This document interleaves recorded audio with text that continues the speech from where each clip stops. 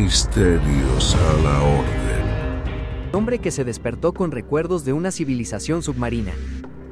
Bienvenidos a Misterios a la Orden, el canal donde exploramos los enigmas más oscuros y desconcertantes de la historia. Hoy les traigo una historia que desafía no solo las leyes de la ciencia, sino también los límites de la memoria humana y de la realidad misma. Un caso que ha desconcertado a neurocientíficos, psiquiatras, antropólogos y hasta oceanógrafos. Se trata de un hombre que, tras un accidente aparentemente común, despertó con recuerdos vívidos de una civilización jamás registrada por la historia. Pero lo más escalofriante no fue lo que dijo haber vivido en sueños, sino la precisión con la que describió arquitectura, costumbres, tecnología y nombres de un mundo completamente submarino.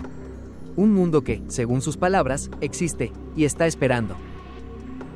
La historia comienza en 2006, en la ciudad costera de Trieste, Italia. El protagonista es un hombre llamado Marco De Lucci, un mecánico naval de 41 años, conocido entre sus vecinos por ser reservado y meticuloso.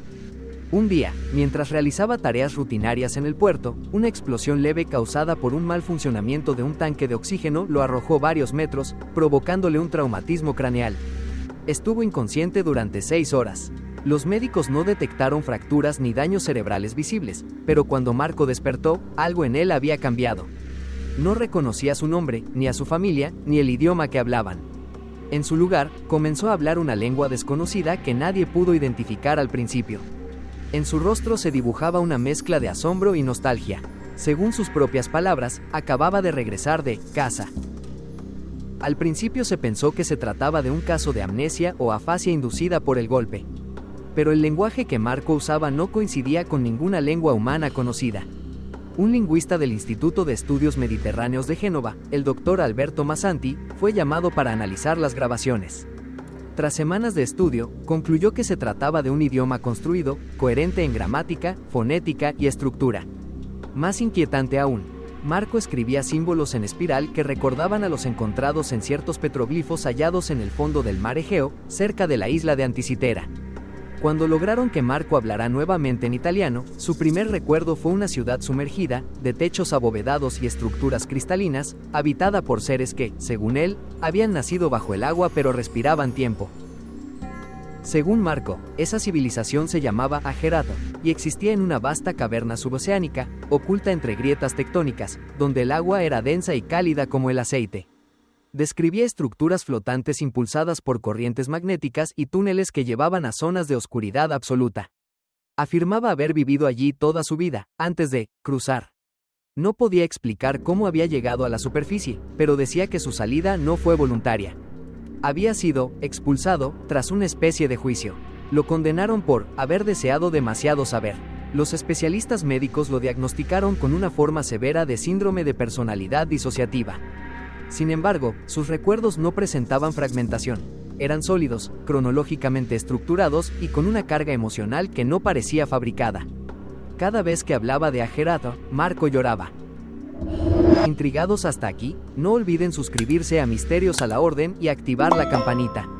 Aquí exploramos los enigmas más oscuros y desconcertantes de la historia y la mitología. Sigamos con la historia. Lo más perturbador fue que Marco comenzó a identificar patrones que, según él, pertenecían a su mundo submarino, en elementos de la cultura terrestre. Señalaba detalles en vitrales de iglesias, en los trazos de ciertos cuadros renacentistas, incluso en las proporciones de estructuras megalíticas submarinas como las de Yonaguni, Japón. Decía que todo estaba conectado, que el olvido es una forma de protección. Relataba que los habitantes de Agerato no eran exactamente humanos, pero sí bípedos, delgados, con ojos muy oscuros y piel traslúcida. Su sistema de comunicación era vibracional, más cercano a las frecuencias que al habla. Dormían en cápsulas flotantes, vivían en ciclos de 8 días, y su conocimiento estaba almacenado en nódulos de memoria, esferas que se conectaban al sistema nervioso. Todo esto lo decía con absoluta claridad y sin dudar.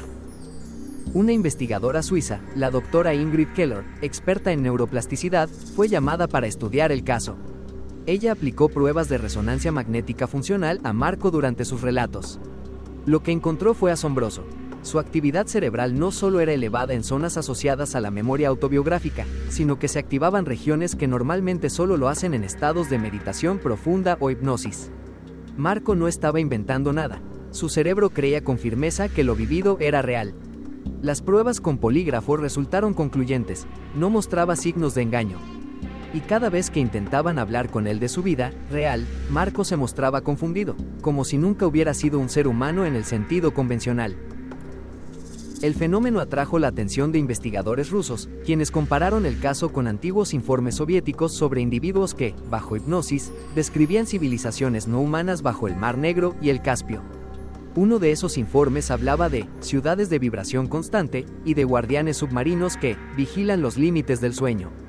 Alguien más notó que en la antigua cultura sumeria existía la leyenda de Oannes, un ser que surgía del mar para enseñar sabiduría a los hombres. Según Marco, esos seres sí existieron, y fueron desterrados por los de Ajeratho por haber revelado demasiado. Era como si su mente conectara fragmentos míticos, históricos y desconocidos en una sola narrativa fluida. Algunos comenzaron a creer que Marco era un medium sin saberlo, otros, que simplemente había cruzado un umbral invisible entre mundos. Durante una sesión con la doctora Keller, Marco fue inducido a un estado de regresión. Lo que reveló fue escalofriante. Describió una ceremonia donde fue llevado ante una figura encapuchada que sostenía un cristal líquido. Esa figura le mostró la Tierra desde el fondo del océano, con miles de filamentos que la conectaban a otros mundos, como si fuese parte de una red viva. Le dijeron que cada civilización humana es una burbuja, que nace, crece y estalla, pero que algunas sobreviven en la sombra. Ajeratho era una de esas, y su castigo fue esconderse bajo el agua, lejos del sol, hasta que la humanidad estuviera lista para recordar. Pero recordar es peligroso, dijo Marco, porque el agua guarda lo que el fuego destruye. Al salir del trance, estaba agotado, pero con una expresión serena. Como si al fin hubiese dicho lo que debía decir. Los años pasaron. Marco nunca recuperó sus recuerdos anteriores al accidente. Vivía en un pequeño centro de observación psiquiátrica, donde pasaba sus días dibujando estructuras imposibles con una precisión arquitectónica inexplicable para alguien sin formación técnica. Sus dibujos se asemejaban a mapas orbitales de corrientes submarinas que, según investigadores, coincidían parcialmente con patrones reales observados en el Océano Índico. Una de las imágenes mostraba una cámara de presión invertida, algo que intrigó a ingenieros oceánicos por su concepto avanzado. Cuando le preguntaban cómo sabía tanto, Marco respondía: yo solo lo recordé. Nada de esto es mío, solo lo traje de vuelta. En su habitación, tenía colgadas frases escritas en su idioma desconocido, que según los expertos contenían referencias poéticas a migraciones, olvido y retorno. En 2013, Marco desapareció. Una noche, simplemente no estaba. La habitación estaba intacta, la ventana cerrada desde dentro. No hubo señales de huida. Solo quedó una nota, escrita en ambos idiomas. La vibración fue restaurada. Gracias por escuchar. Nunca se le encontró. No había rastros, cámaras, ni huellas. Algunos creen que fue una fuga planeada, otros que su cuerpo fue reclamado por una entidad superior. Pero hay quienes, aún hoy, aseguran que Marco no pertenecía a este mundo. Que su regreso fue un error o una advertencia. Y que Ajeratho no es solo un recuerdo en su mente, sino un eco de una civilización que tal vez todavía respira, en el silencio absoluto de las profundidades.